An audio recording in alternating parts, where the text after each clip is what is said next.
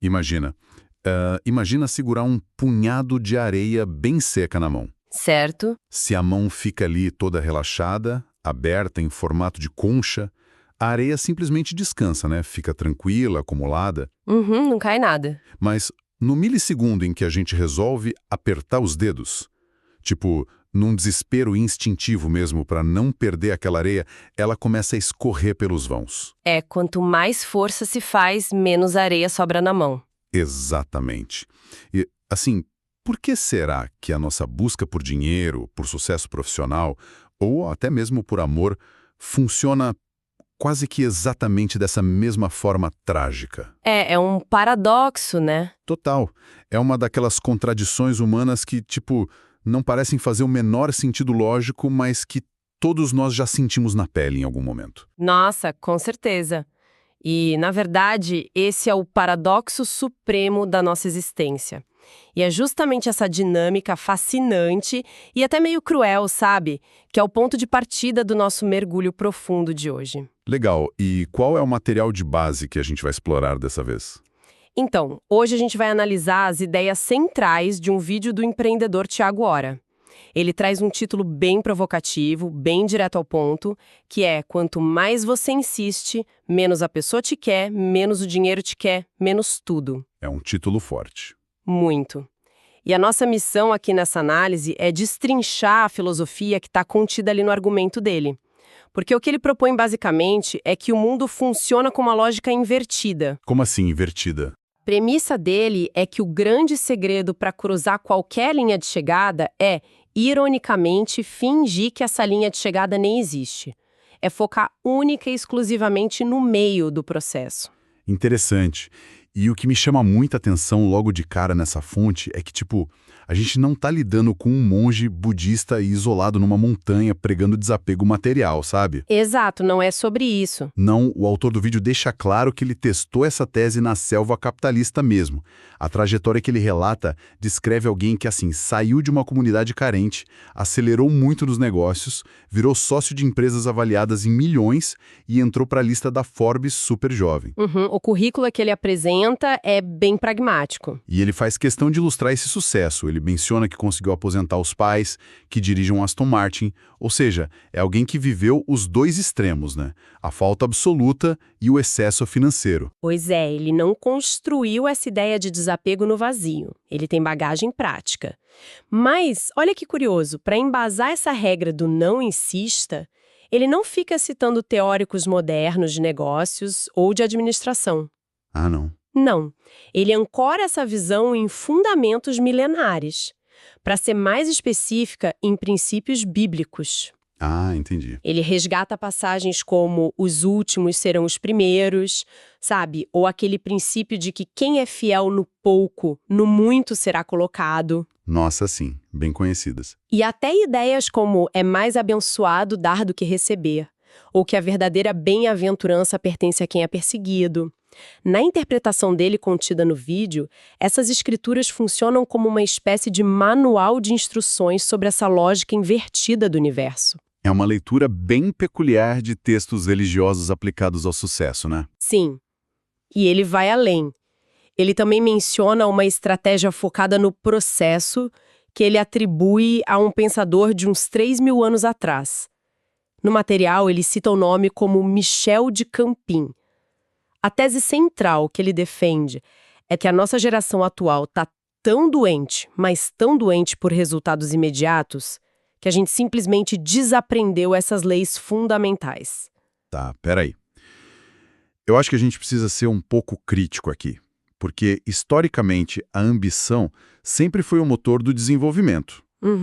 É um ponto válido. Se a ambição é vista como algo essencial para inovar, para construir grandes negócios, como é que a gente pode simplesmente ignorar o objetivo final? Sabe, soa muito bonito na teoria, mas na prática me parece um convite à estagnação. À primeira vista pode parecer isso mesmo. Porque, pensa bem, se a gente ignora o final, como é que a gente vai saber a direção para qual estamos andando? A gente corre o sério risco de passar a vida inteira andando em círculos, suando a camisa e não chegando a lugar nenhum.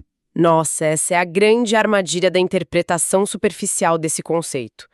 E, de certa forma, o vídeo tenta delimitar bem essa fronteira. E como ele separa as coisas. O argumento dele é que a ambição em si, ou seja, querer um negócio milionário, querer a casa ou um relacionamento legal, não é o problema. O erro fatal, a grande falha no nosso sistema operacional, segundo a fonte, é onde a gente deposita nossa energia emocional. A carga emocional. Exatamente. O alerta do autor é que quando se coloca toda a carga emocional no resultado final, isso vira um gatilho direto para uma ansiedade paralisante. Se a mente vive lá no futuro, o presente, que é o único lugar onde a ação real acontece, né?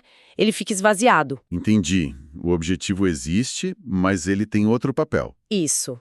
Ele tem que existir, mas só como uma bússola. Você olha para a bússola para saber onde é o norte, guarda ela no bolso e foca no terreno que está pisando agora. Porque se passar a viagem inteira com os olhos pregados na bússola... Você tropeça na primeira pedra no meio do caminho. Exato, tropeça e cai. Nossa, essa distinção entre a bússola e o terreno é brilhante, porque ela tira aquele peso esmagador das nossas costas. E, se a gente pensar bem, traz à tona um mecanismo biológico bem curioso sobre nós mesmos. Com certeza. Qual o mecanismo? É que o cérebro humano é péssimo, mas péssimo mesmo, em lidar com recompensas de longuíssimo prazo. Tipo, se o prêmio está a 5 anos de distância, a nossa biologia simplesmente não libera a dopamina necessária para manter a gente motivado na terça-feira de manhã, sabe? Faz todo sentido. E o material do Te Agora, que estamos analisando, traz essa abstração para a vida real com exemplos muito táteis. O principal deles é como ele usa a academia de ginástica como um laboratório perfeito para testar essa teoria. Ah, sim, sem dúvida. A academia é o exemplo clássico onde essa desconexão entre a expectativa e a realidade fica escancarada. Todo mês de janeiro é a mesma coisa, né? Exatamente. E no vídeo ele faz questão de pontuar que ele não é nenhum fisiculturista, mas é um cara com um corpo atlético, e a observação prática que ele faz é a seguinte: para conseguir emagrecer de verdade ou ganhar massa muscular de forma sustentável, o foco diário não pode de jeito nenhum ser o corpo ideal. Zero foco no espelho. Zero.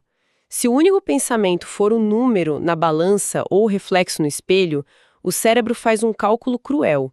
Ele mede aquele esforço gigantesco contra o zero de resultado daquele dia e desiste. A sustentação do hábito desmorona. E qual seria a estratégia, então, baseada nessa regra do não insista? A estratégia é desviar a atenção. O objetivo tem que ser tornar a ida à academia um hobby. Como assim? A meta passa a não ser mais ter o abdômen trincado, é isso? Isso. A meta passa a ser ir lá, fazer amizades na musculação, focar em estar lá todos os dias e achar a rotina do treino agradável, sabe? Conversar com as pessoas. Ele basicamente sugere que a gente esqueça que o corpo vai mudar. Nossa, e é aí que a mágica da neurociência acontece. Porque ao focar na parte social, ou só naquele bem-estar imediato do banho depois do treino, o cérebro recebe a recompensa no mesmo dia. Exato, o pagamento é feito na hora. A atividade deixa de ser uma obrigação excruciante, né? Dolorosa, e vira sustentável. E o corpo ideal? Ele vem como uma consequência natural. É um mero efeito colateral de meses de consistência. O resultado extremo só chega justamente porque a obsessão por ele foi abandonada. Perfeito! É o abandono do resultado que gera o resultado. Sabe do que isso me lembra muito? Da dinâmica de cozinhar. Como assim? É aquela clássica analogia da panela de água fervendo. Tipo, se a gente fica ali encarando a panela, prestando atenção em cada pequena bolha que insiste em não subir, a ansiedade toma conta. Parece que a água vai levar uma eternidade para ferver. Nossa, o tempo para, né? Para totalmente.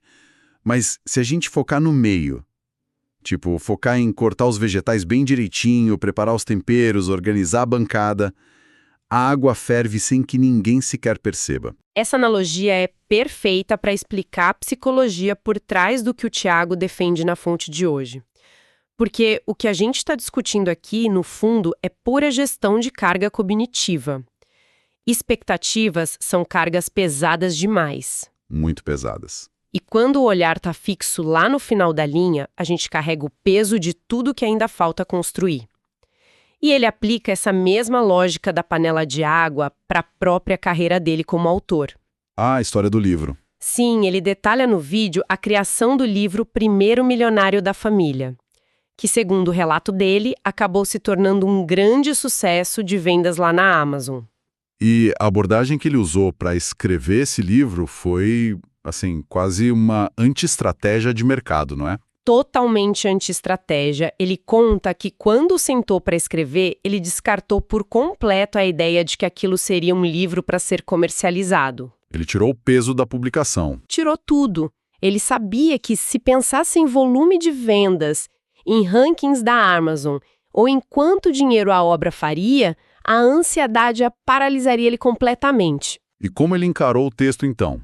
Ele tratou o processo puramente como um diário pessoal. O foco dele era só a necessidade catártica ali do meio. Era colocar as ideias no papel, organizar os pensamentos da cabeça dele, mas sem nenhuma pressão de julgamento público. Sem o fantasma do leitor criticando. Exato. E foi exatamente essa ausência de pressão, esse estado de fluxo, sabe, livre de expectativas, que permitiu que o livro fosse finalizado.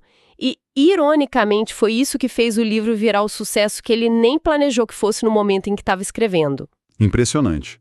O padrão é inegável até aqui. Focado o presente retira a resistência psicológica. Mas olha, a nossa exploração atinge um nível de complexidade bem maior agora. As coisas ficam mais complicadas. Porque uma coisa é a gente enganar o próprio cérebro para ir para a esteira da academia ou para escrever um texto sozinho num quarto. Outra coisa, completamente diferente e infinitamente mais caótica, é quando essa mesma dinâmica da areia escorrendo pelos dedos entra na esfera das interações humanas. Os relacionamentos. Exato. Como é que essa filosofia se aplica nas dinâmicas amorosas, segundo a fonte? É nesse ponto que a filosofia que ele apresenta entra num terreno onde a biologia e a sociologia meio que colidem de frente. O vídeo explora em detalhes como a regra do não insista dita o sucesso ou o fracasso nos relacionamentos. E qual é o exemplo que ele usa? No exemplo que ele traz, ele diz que se um homem aborda uma mulher com o foco total no resultado final, e ele define esse resultado abertamente como levar a mulher para a cama, esse homem já entra no jogo em profunda desvantagem. De acordo com o material, essa obsessão pelo sim final transforma a pessoa em alguém desesperado, né? Sim, desesperado e altamente manipulável. Porque se o objetivo é o fim a todo custo, a pessoa simplesmente perde a própria espinha dorsal, ela passa a dizer sim para absolutamente tudo, só para não perder a chance do prêmio final. Precisamente. E o autor sustenta a ideia de que as mulheres leem esse desespero instantaneamente. Elas sentem repulsa por homens que são facilmente moldados pelas vontades delas. Um detector de ansiedade natural. Exatamente. Na visão defendida por ele, a preferência feminina recai sobre homens que mantêm a própria essência intacta. Ele chega a utilizar o termo chucros para descrever aqueles caras que não mudam o próprio jeito de ser só para agradar ou ficar bajulando. São pessoas que assumem uma postura que ele chama de liderança. Tá. E, pelo que consta, para sustentar essa visão de dinâmicas de casal, ele recorre de novo a interpretações bíblicas bastante específicas. Sim, ele faz isso. Ele cita a passagem que afirma que o homem é a cabeça, a mulher o corpo, para justificar que as mulheres, na sua essência, desejariam ser lideradas.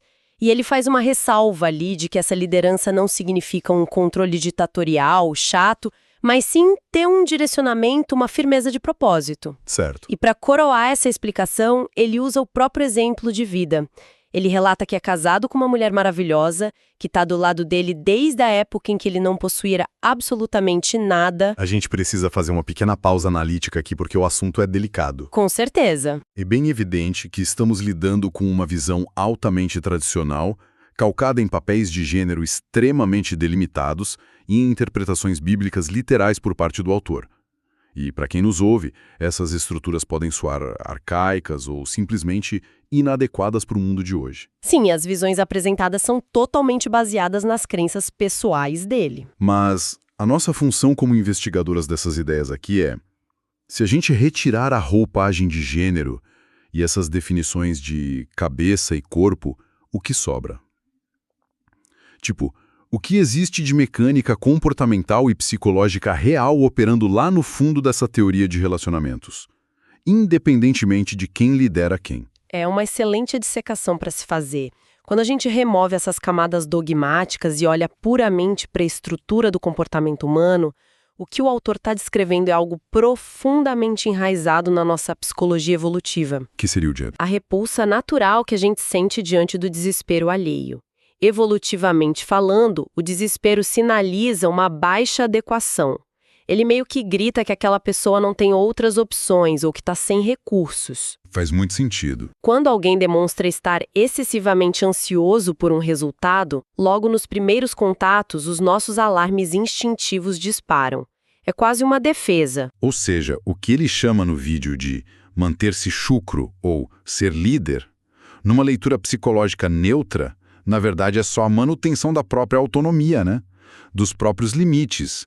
É a pessoa não abandonar quem ela é por causa de carência. Exatamente isso. É a velha batalha da mentalidade de abundância contra a mentalidade de escassez. E como ele aplica o foco no processo nisso? Quando ele aconselha a focar apenas no meio, que seria tratar outra pessoa bem, estar presente no encontro, mas demonstrar que não se tem, inicialmente, um interesse desesperado pelo resultado. Isso cria um espaço. Cria um mistério. O distanciamento saudável. Isso. Esse distanciamento do resultado final prova que a pessoa tem valor próprio, independente do que vai acontecer no fim da noite. E é justamente essa falta de necessidade sufocante que acaba gerando a atração genuína, o respeito. O mecanismo psicológico se sustenta perfeitamente, então. A ansiedade repele, a autonomia atrai. E é incrível pensar em como o mesmo princípio que faz o livro ser escrito sem pressão faz a relação humana fluir melhor. É a mesma engrenagem operando em áreas diferentes. Agora, a narrativa do vídeo nos leva para um ponto de virada. A gente vai para o ápice material de toda essa filosofia. A gente falou do carro logo no comecinho, e é aqui que o Aston Martin entra não só como um símbolo de status, mas como a prova definitiva do autor de que a teoria dele funciona. É o momento de exibir o troféu. E o mais intrigante não é só a compra do carro, é como essa conquista gigantesca serve de ponte para algo muito maior que ele quer da audiência que está assistindo ao vídeo. É fascinante. Toda a história do Aston Martin é apresentada quase como um caso de estudo prático sobre manifestação e foco. O autor conta que, no passado, ele colocou a foto desse carro esportivo, luxuoso, como papel de parede do celular dele. Aquilo virou o alvo, a linha de chegada. Exatamente. Mas aplicando a própria regra que ele prega, ele diz que logo depois de definir esse alvo, ele simplesmente esqueceu o desejo. A foto continuava lá na tela, mas ele parou de sofrer por ela. Lá vem a analogia da bússola de novo. Pois é, ele checou as coordenadas e em seguida ele simplesmente enfiou a cara no trabalho. A expressão exata que ele usa no vídeo, se não me falha a memória, é que ele passou a trabalhar que nem um condenado. Então toda aquela energia emocional foi drenada da ansiedade de ter o carro e injetada na construção silenciosa da estrutura dos negócios que ele tinha. Uhum.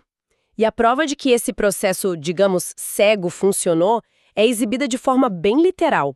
Ele mostra uma foto recente dele, segurando o filho no colo, encostado exatamente no Aston Martin que ele efetivamente conseguiu comprar. Tese comprovada materialmente, então. Aos olhos de quem assiste, sim.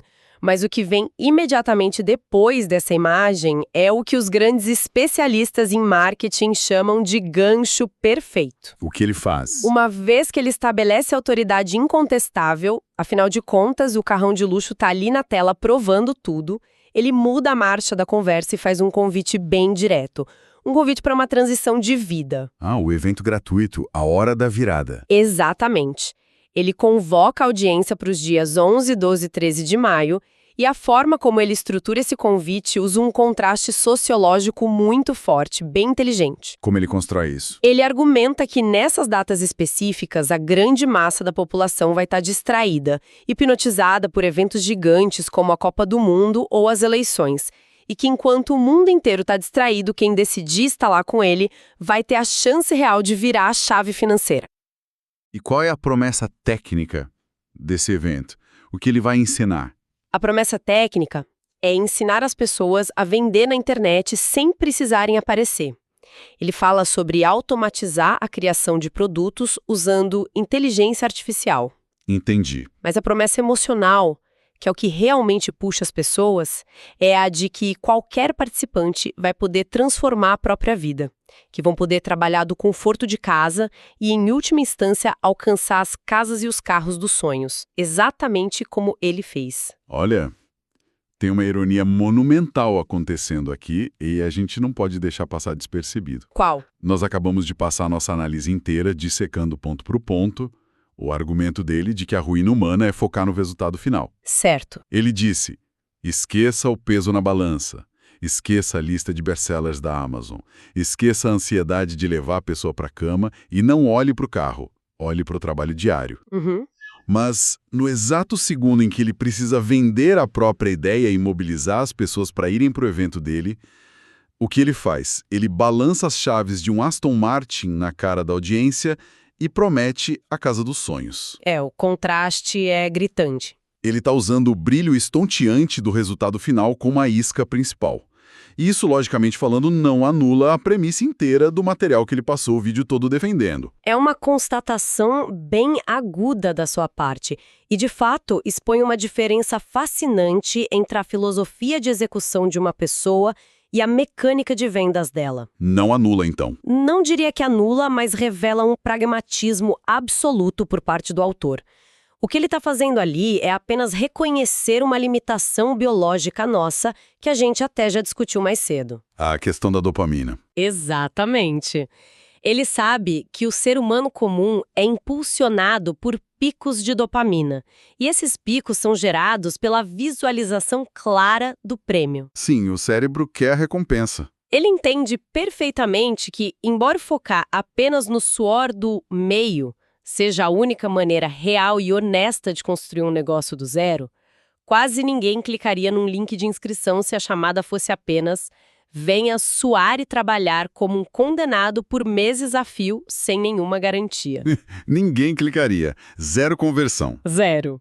Então, o troféu, o carro esportivo, a ideia de liberdade geográfica atua estritamente como a prova social e como a faísca para capturar a atenção inicial de quem está rolando o feed. Quer dizer, ele precisa mostrar que a linha de chegada não só existe como é maravilhosa, só para convencer as pessoas a terem a coragem de dar o primeiro passo na corrida. Perfeitamente colocado, é literalmente a ponte entre a abstração filosófica de que o trabalho enobrece e o mundo real e sangrento dos negócios na internet. É a isca. É a isca. Ele atrai o público acendendo os maiores holofotes possíveis no resultado final. Mas, se a gente observar com bastante atenção o currículo do que ele promete ensinar no evento... Que é a parte de inteligência artificial e tráfego, né? Isso. Usar IA, configurar produtos de vendas invisíveis, estruturar campanhas, ou seja, os dias 11, 12 e 13 de maio são, na verdade, um treinamento intensivo sobre como operar exatamente o meio. Ah, interessante.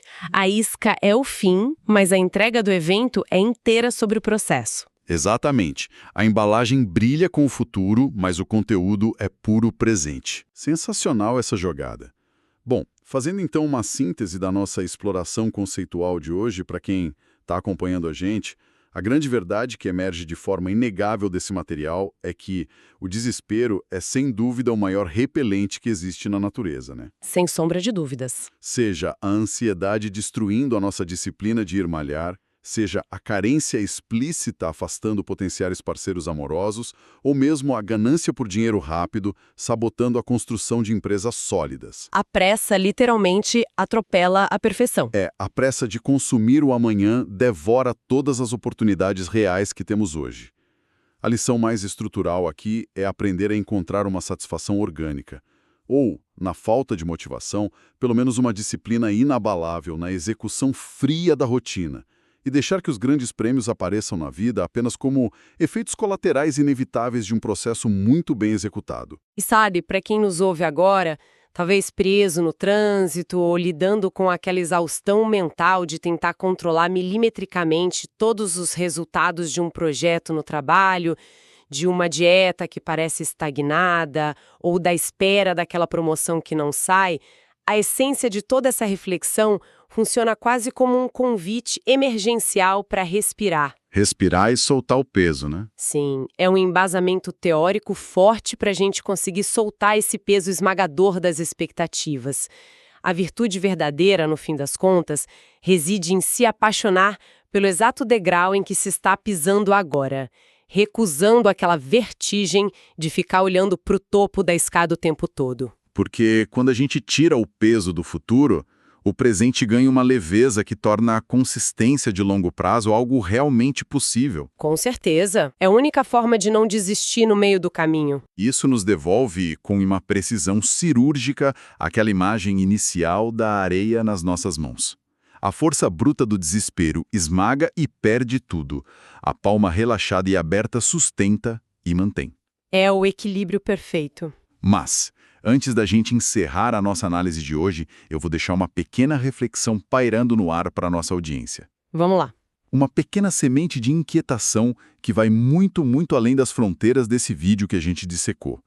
Se a grande chave do sucesso, tipo o segredo definitivo da prosperidade que foi ensinado aqui, é a gente aprender a ignorar o alvo e focar de forma completamente apaixonada no processo. Certo. O que acontece na nossa mente quando a linha de chegada é finalmente cruzada? Nossa. Boa pergunta. Pensa bem. Se a gente treinar o nosso cérebro durante anos a fio para encontrar toda a felicidade na luta, no suor e nas batalhas diárias, será que no exato milissegundo em que recebemos as chaves do tão sonhado Aston Martin nas nossas mãos, ele misteriosamente perde a graça? O troféu de repente já não brilha tanto quanto a corrida em si. Fica aí esse pensamento para martelar a mente de quem está com a gente hoje. Continuem questionando os processos, continuem buscando as próprias respostas e, claro, continuem acompanhando com a gente as ideias que movem as engrenagens do mundo ao nosso redor. Um grande abraço a todos e até a próxima.